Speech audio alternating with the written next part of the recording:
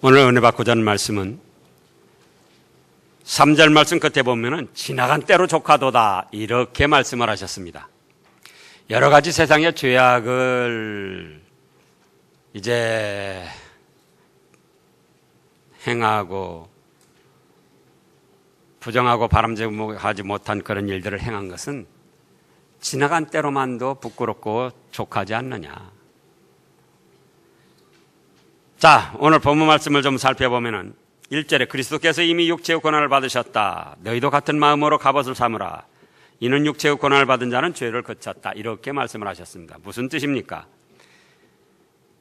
예수님께서 우리 죄값을 지고 갖은 고난 멸시천대 책찍을 맞으시면서 십자가에 처형당하심으로 우리를 죄악과 멸망에서 구원하셨다는 거예요.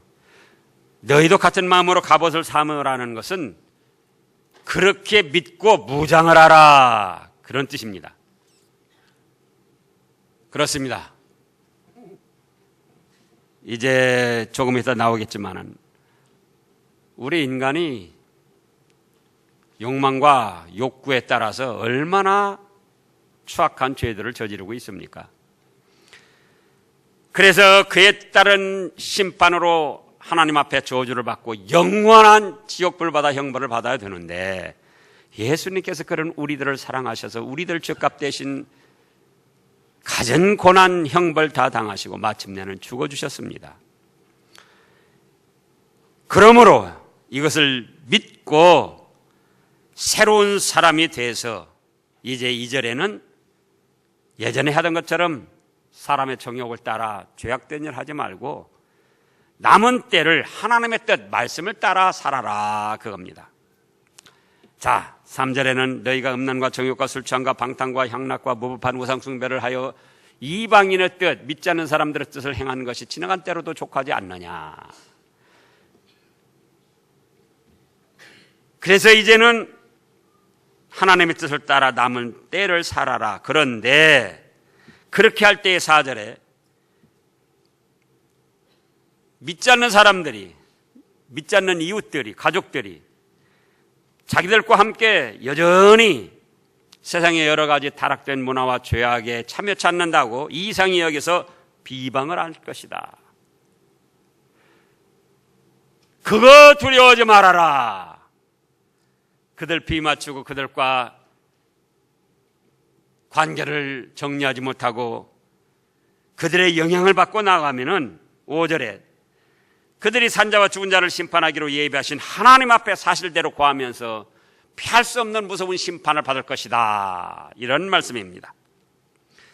6절에는 이를 위하여 죽은 자들에게도 복음이 전파되었으니 이는 육체로는 사람으로 심판을 받으나 영으로는 하나님을 따라 살게 하려 함이라. 무슨 말씀입니까?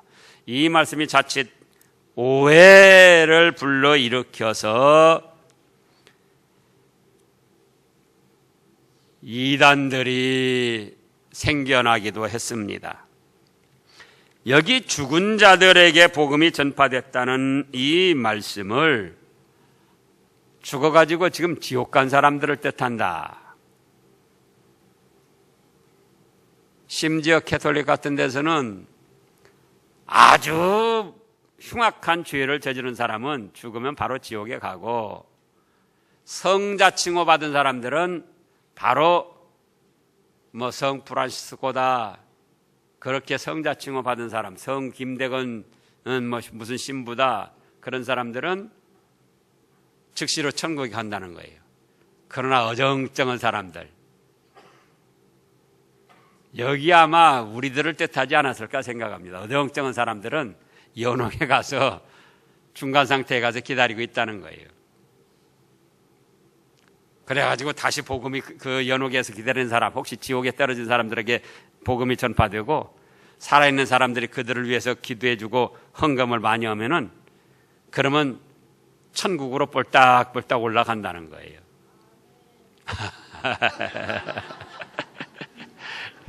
예, 그들이 받지 않는다는 말에 지금 아멘 하신 거예요. 자, 근데 여기 죽은 자들이라는 것은 육체는 살아있는데 그 다음에 그랬잖아요. 육체로는 사람으로 심판을 받으나, 아직 육체가 살아있어요. 근데 영혼이 죽어 있다는 뜻입니다. 모든 인생은 태어날 때부터 죽은 영혼으로 태어납니다.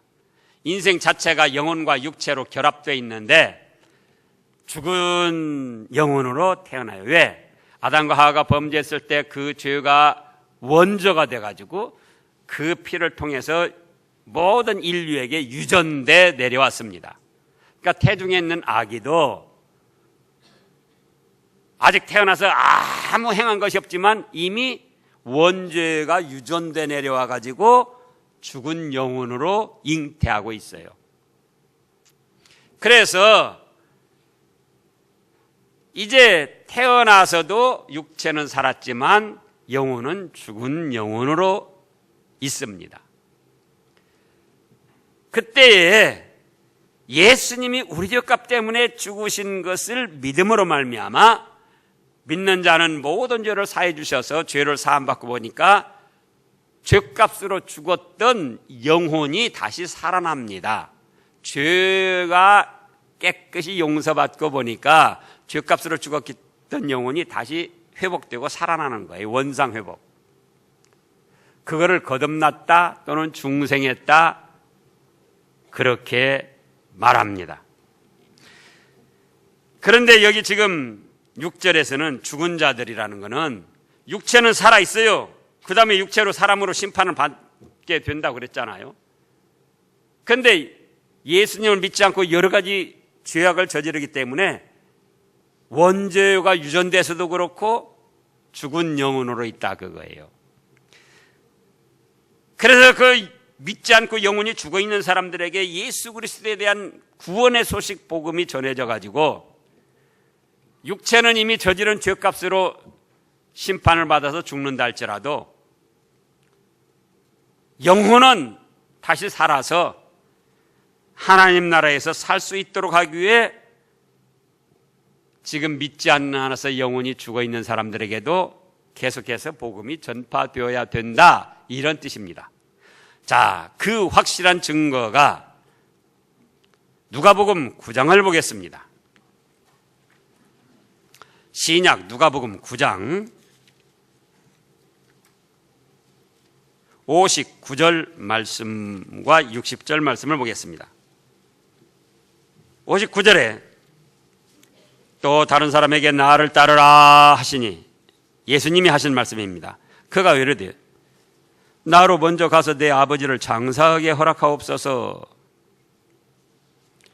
그 전에 보면 수많은 사람들이 예수님을 따른다고 했고 따라다닙니다.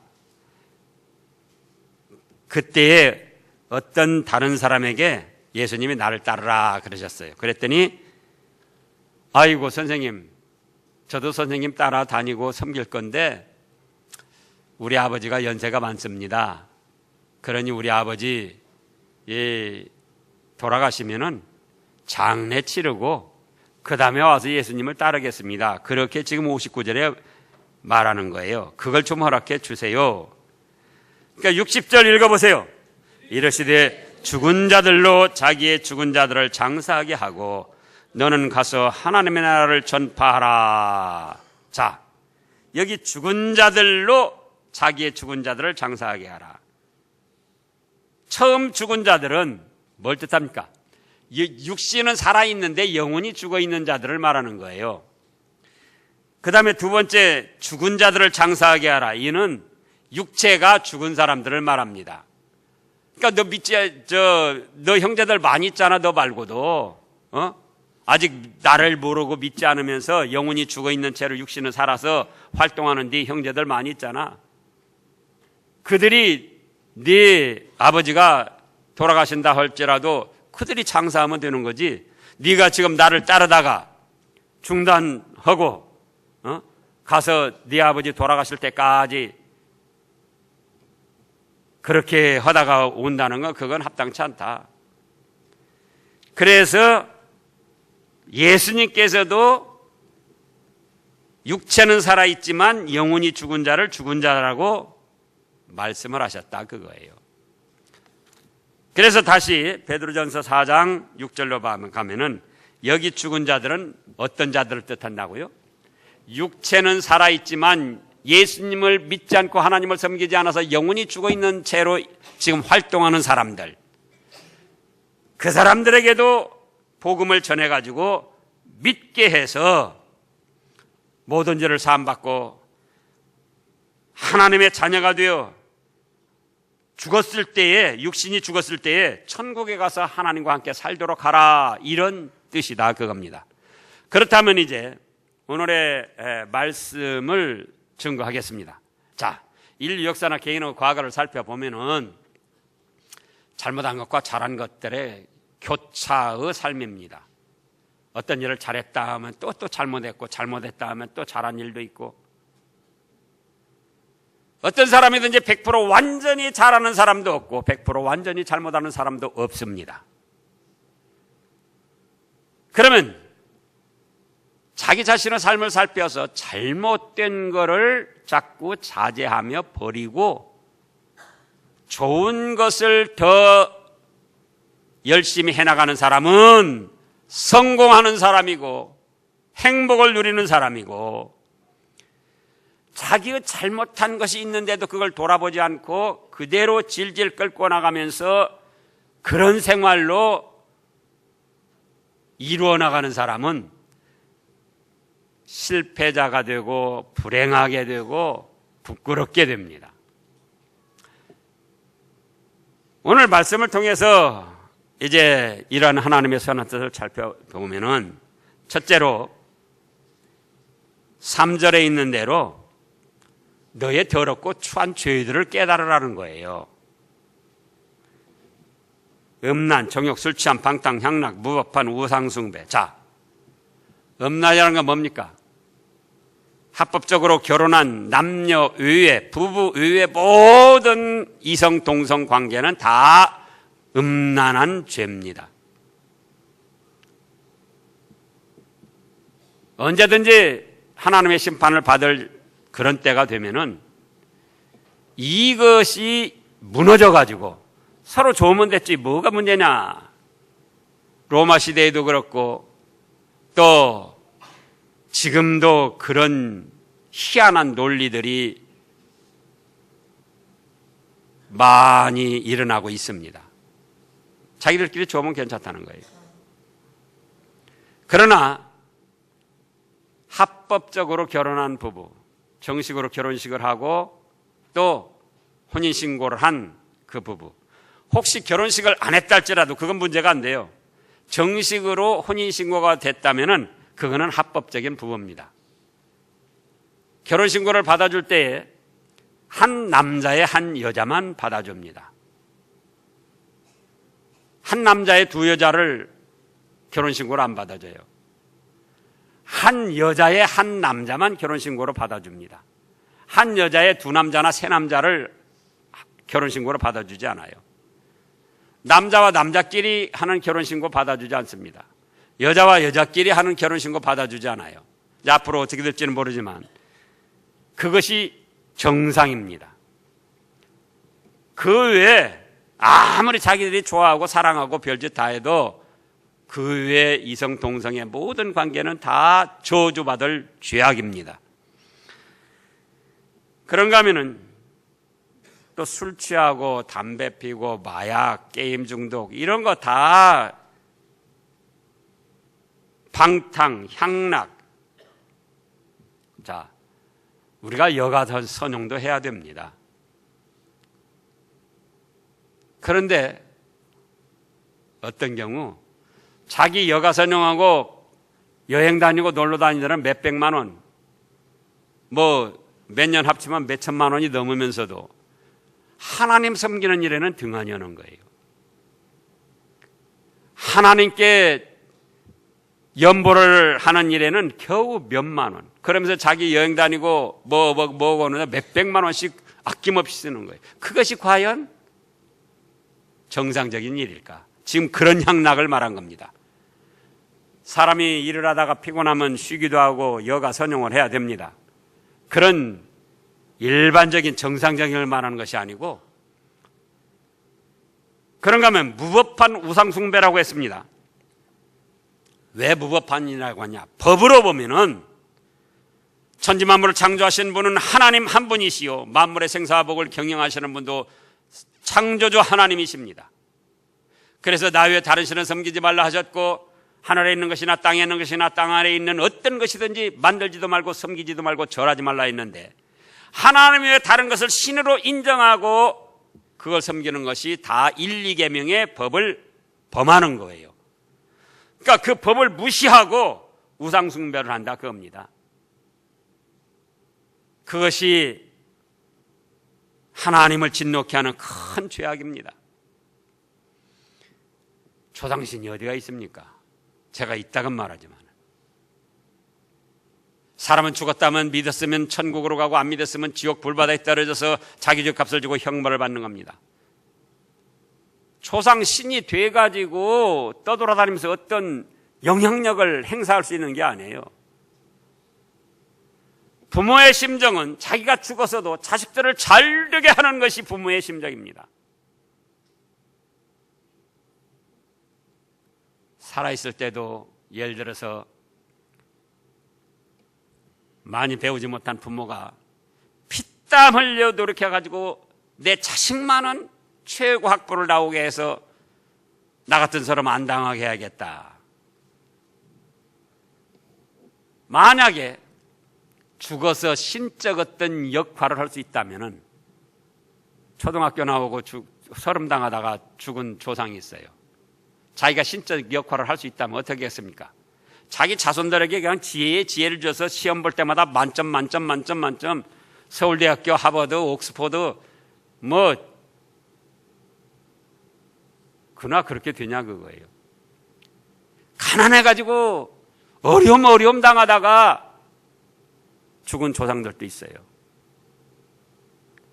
그들이 어떤 신적 영향력을 발휘할 수 있다면 자기 자식들에게, 야, 지금 어떤 주식이 오르겠다, 지금은 최순실한테 붙어야 돈 좀 벌겠다, 가르쳐줘가지고는 그냥 몇 억씩 막 벌게 할 수 있잖아요. 또 안타깝게 병 들어가지고 고생하다가 죽은 그런 조상들도 있어요. 그들은 나는 병들어 죽었지만 내 자식들만은 절대 병에 걸리지 않게 하겠다, 그럴 마음이 없겠어요? 어떤 영향력을 행사할 수 있다면 그렇게 못하겠느냐 그거예요. 그러나 전혀 영향력 행사하지 못하잖아요. 예?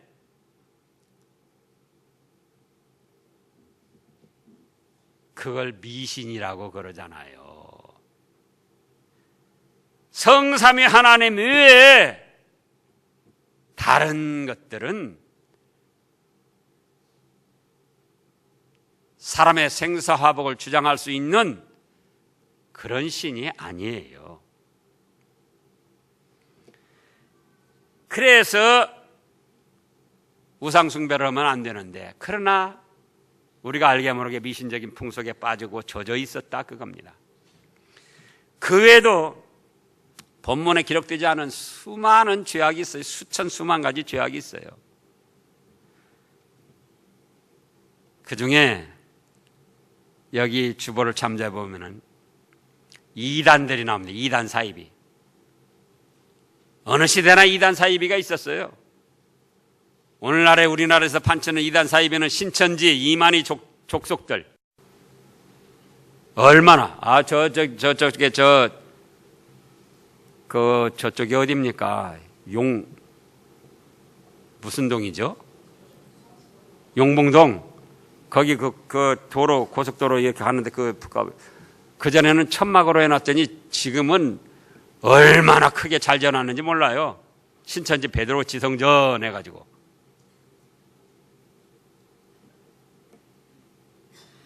그러나 아무리 크게 잘 해놔도 멸망할 자들이에요.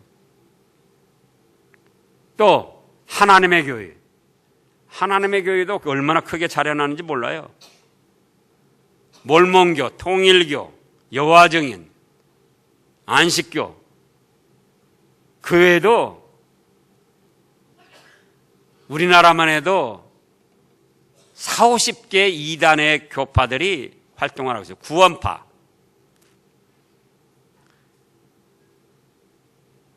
알게 모르게 우리도 그런 데 접촉하고 빠지기도 했다 그겁니다. 그런가 하면은 배신, 배반이 나옵니다.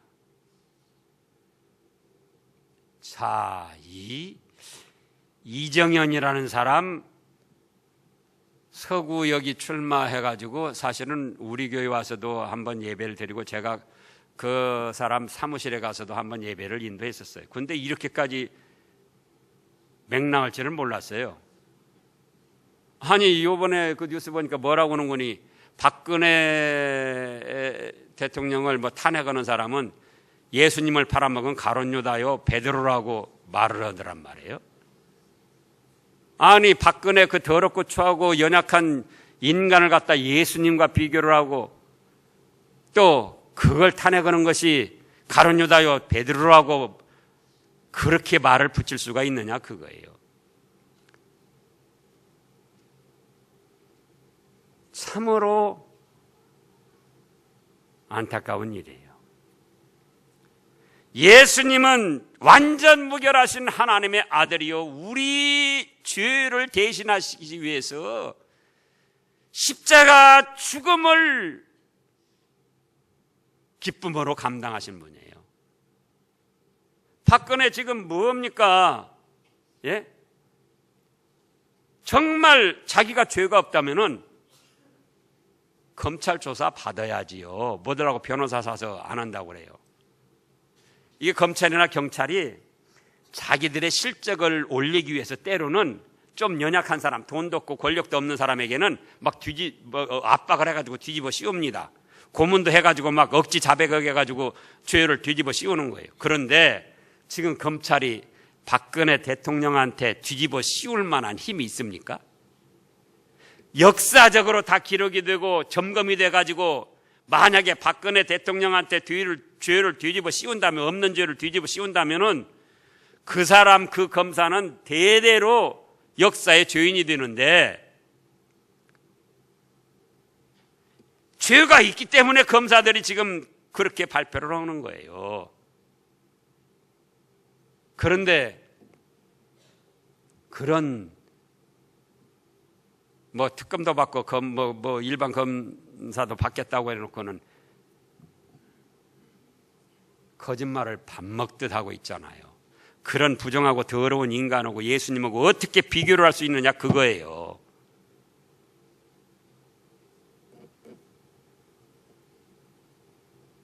그건 배신이 아니에요.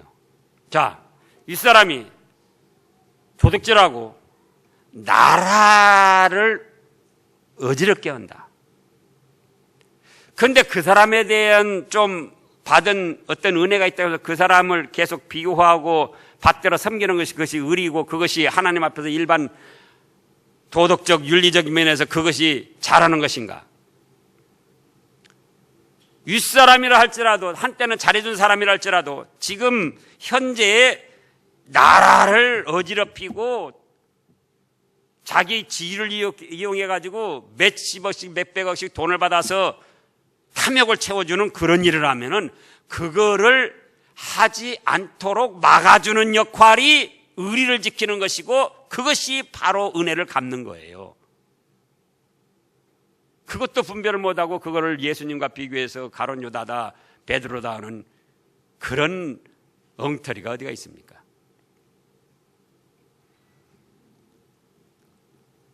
배신이라는 것은 선한 사람이 선한 일을 하는데 그거를 배반할 때 그게 배신인 거예요. 악한 사람이 악한 일을 할 때는 그걸 도와주는 것이 의리를 지키는 것이 아니고 그 악한 일을 멈추도록 더 이상 그런 죄를 짓지 않도록 막아주는 역할을 하는 것이 의리를 지키는 것이고 은혜를 갚는 것이다 그거예요. 그런데 우리도 여러 가지 죄악에 노출되어 있습니다. 접촉하고 있습니다. 그걸 깨달아야지 돼요. 그 사람들만 잘못되고 우리는 그런 게 없는가? 그러잖아요. 우리도 우리의 욕망과 욕구를 따라서 여러 가지 바람직하지 않은 죄에 접촉해 있습니다. 그걸 스스로 깨닫고 시인을 해야 됩니다. 지금 박근혜 대통령 문제가 되는 건 전혀 그걸 모르는 거예요. 말하는 걸 보면은.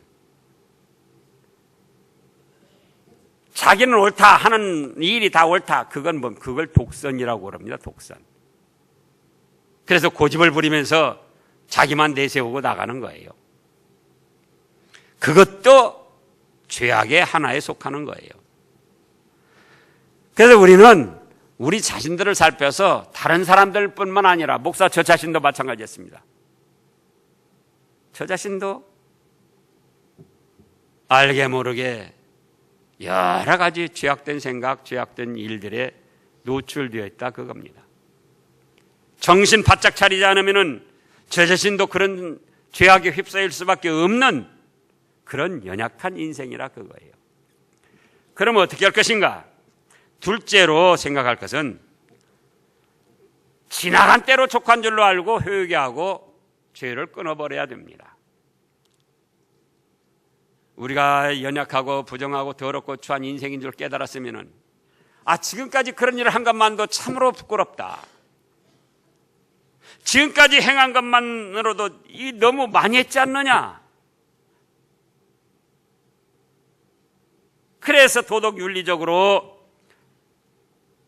반성도 하고 뉘우치기도 하고 사과도 하고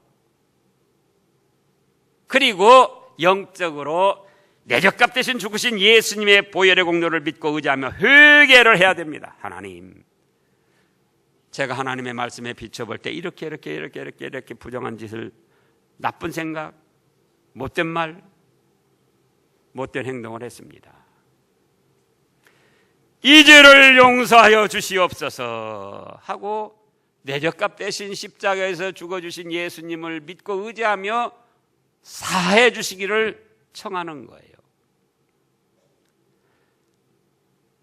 어떤 죄악이든지 반성이나 뉘우침이나 사과나 그 죄에 대한 인간적인 형벌을 받는 것으로는 하나님 앞에 용서받을 수가 없어요.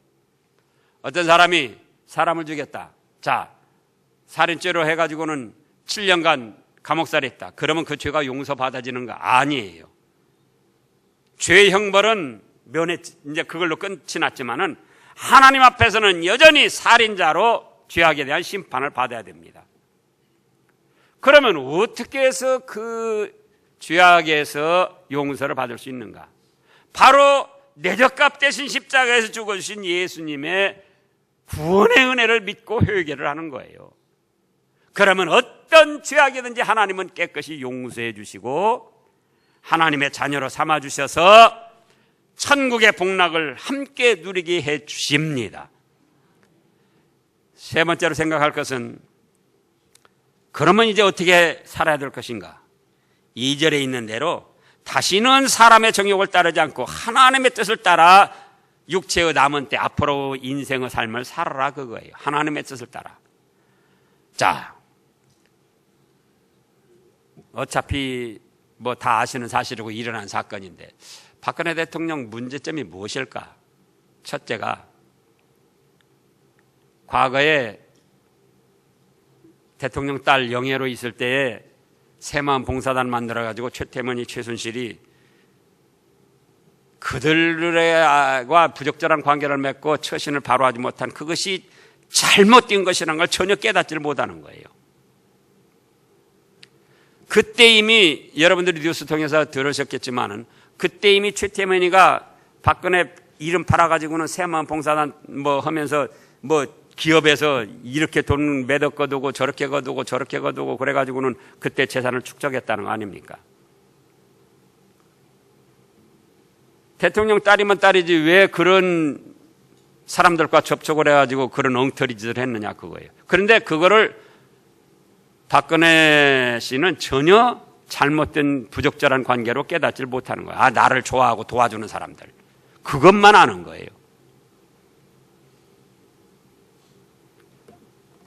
우리도 그럴 수가 있습니다. 믿지 않을 때부터 교제를 하고 서로 친근하게 지낸 사람들. 또 그 사람들과 친근하게 지내면서 바람직하지 않은 어떤 죄악을 저질렀는데도 그거는 전혀 죄로 의식을 하지 않는 거예요. 뭐 사람이 살아간다 이런 인간관계를 맺고 서로 이런 정도 하면서 살아가는 거지. 그 다음에 잘못한 것이 뭐냐?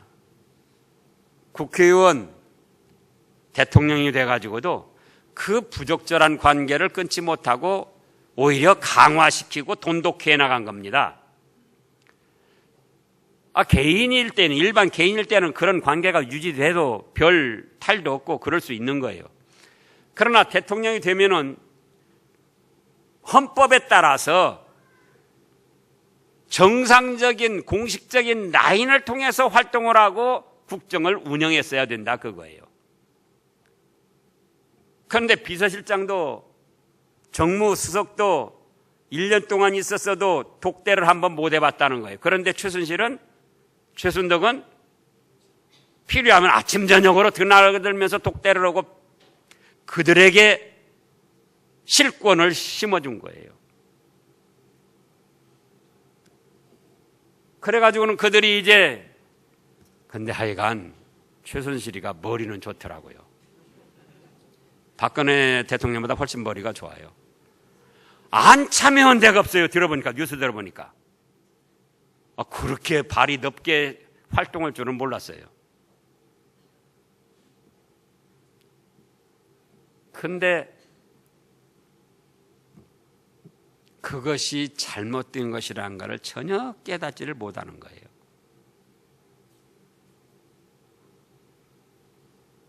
뉴스에서 보면은 몇 년 전에도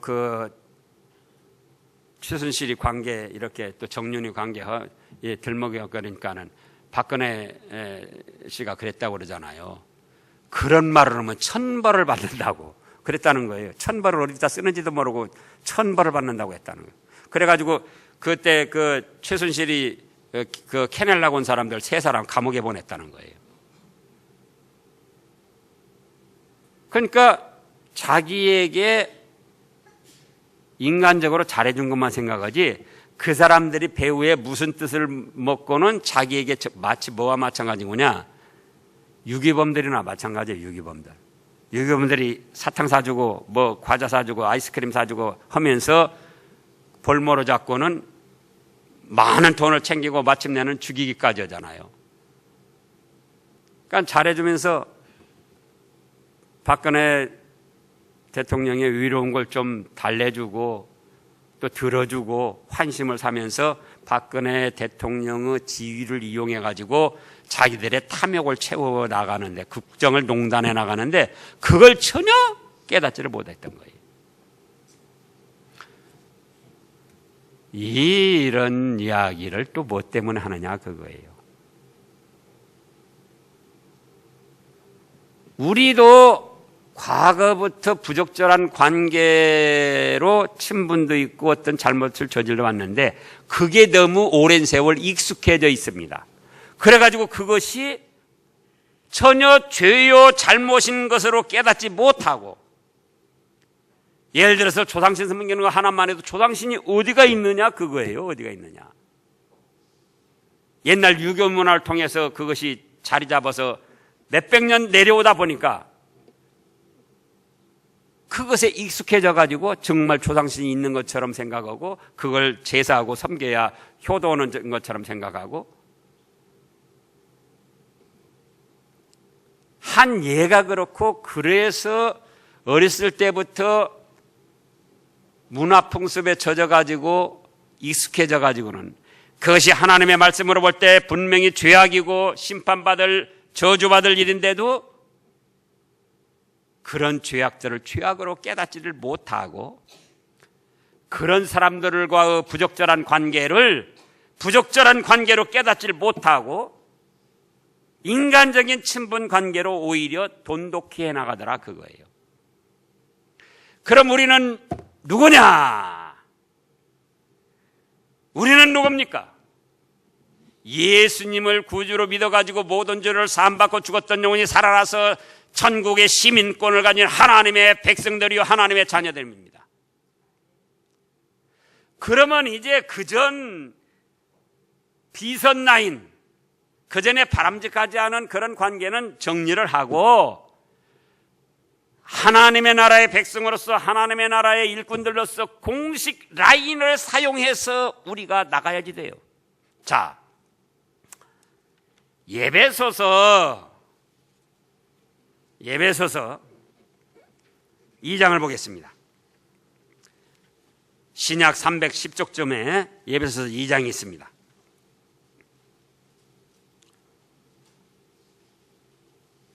예배소서 2장 11절을 보면 그러므로 생각하라 너희는 그때 육체로는 이방인이요 손으로는 육체에 행한 할례를 받은 무리라 칭하는 자들로부터 할례를 받지 않은 무리라 칭함을 받은 자들이라.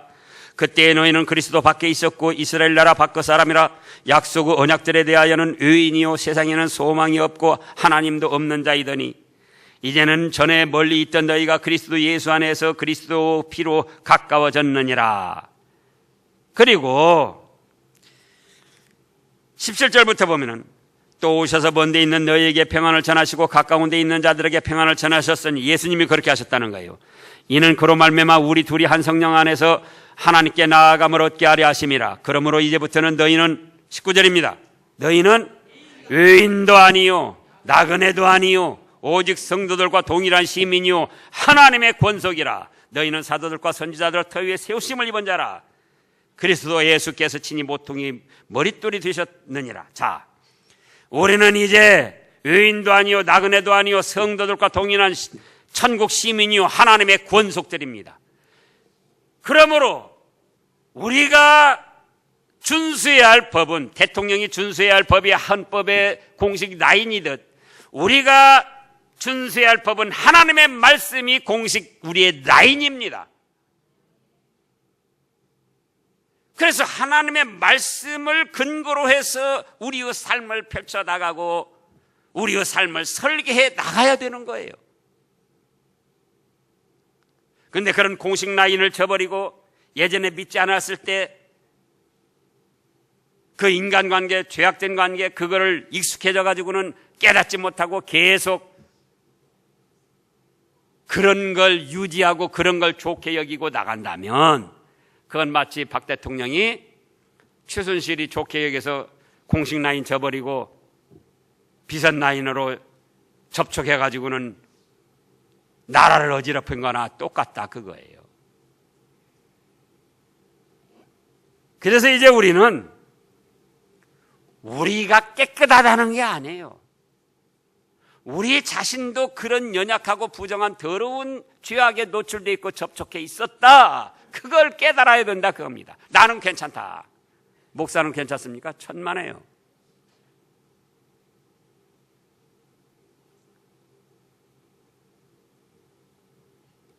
첫째 번에는 여러 가지 죄악들 그 사람들 보고만 손가락질할 것이 아니고 주님이 가나마다 현장에서 잡혀온 여인에게 뭐라고 하셨습니까? 사람들이 돌로 쳐 죽인다고 할 때 너희 중에 죄 없는 자가 먼저 돌로 치라. 그랬더니 어른에서부터 아이까지 생각하다가 다 뿔뿔이 헤어지고 한 사람도 남지 않았다 그랬어요.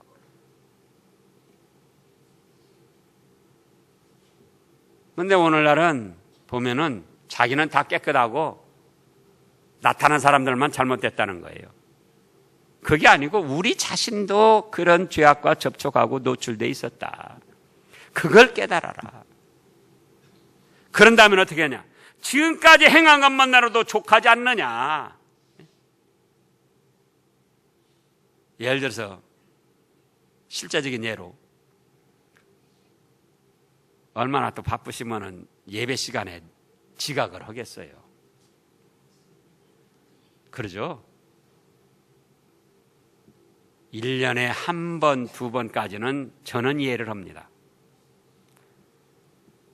그런데 그 매번 지각을 합니다. 직장에 그렇게 가보라고요.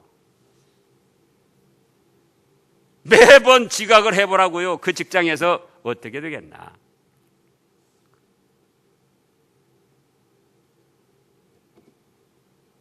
지금까지 지각한 것만도 족하잖아요. 아직도 한 것이 부족해서 앞으로 계속 지각할 겁니까? 부부간에도 쥐꼬리만한 자존심, 저도 그랬어요. 처음에 결혼했을 때는. 초장부터 잡아서 내가 기선을 잡아야 된다. 그까짓가 뭡니까? 한평생 같이 살고 죽어야 하는데 서로 자존심 세워서 콩이야 팥이야 하면 뭐냐 말이에요.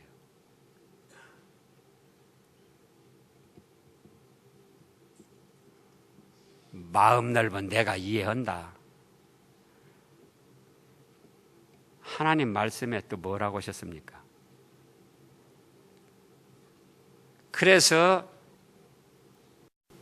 내가부터 이해하고 내가부터 너그럽게 감싸주고 내가부터 사랑해주고 위해주는 거예요. 근데 지금까지 부부간에 그런 사랑도 못 나누고 다투고 감정 싸움하고 그런 거 아직도 모자라가지고 앞으로도 더 할 겁니까? 그러잖아요. 예?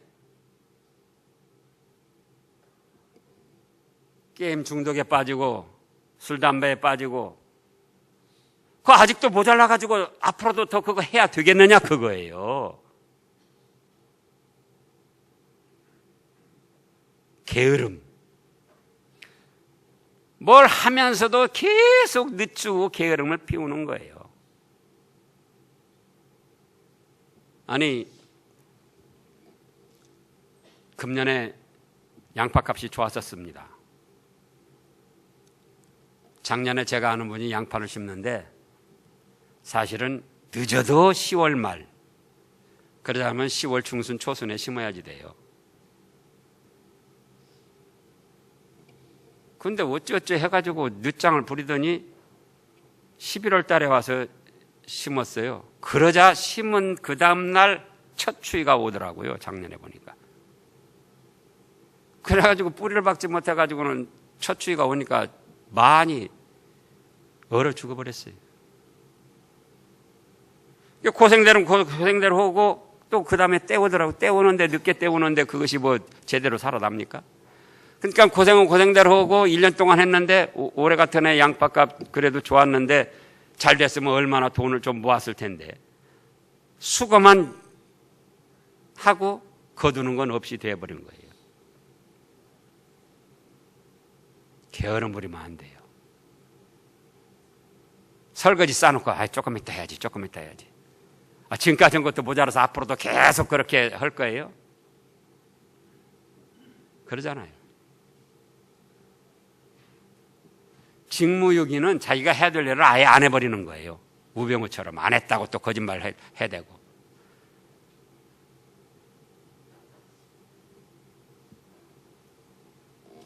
그래서 우리 자신도 그런 연약한 죄된 일에 접촉해 있었고 노출됐다. 그렇다면은 아직까지 한 것 가지고 모자라서 앞으로도 계속 그런 생활을 해 나가야 될 것인가? 그거예요. 예? 결혼하기 전에는 이 여자, 저 여자, 이 남자, 저 남자 만났다고 치자고요. 결혼했어요. 아직도 그것이 부족해서 결혼해놓고도 이 남자, 저 남자, 이 여자, 저 여자 만날 거냐 그거예요. 대답이 없네요. 그잖아요. 지금까지 한 것만도 부끄럽고 죄스럽고 죄송하잖아요. 그러면 이제 어떻게 할 것인가? 남은 때를 하나님의 말씀을 공식 라인으로 삼고 말씀대로 순종해 나간다 그거예요. 그러면 하나님이 기뻐하시고 복을 주시고 우리도 성공하고 행복한 인생의 삶을 살 수 있게 되는 겁니다. 기도하겠습니다.